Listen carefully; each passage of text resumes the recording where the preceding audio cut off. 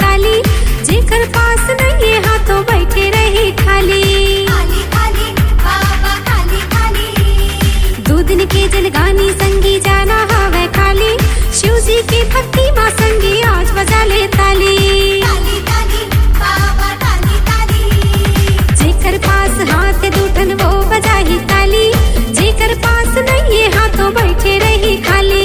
दो दिन के जलगानी संगी जाना हवे खाली। शिव जी की भक्ति माँ संगी आज बजा ले ताली। हाथ उठा के दोनों ताली बजाओ। भोले बाबा की जयकारा लगाओ। मिल के करो शिव जी के गुणगान। ओम नमः शिवाय ओम नमः शिवाय ओम नमः शिवाय ओम नमः शिवाय।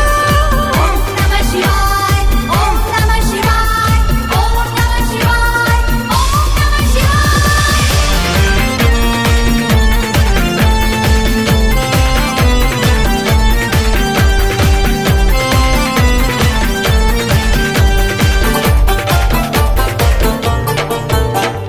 ताली बजाना भोला की ताली बजाना।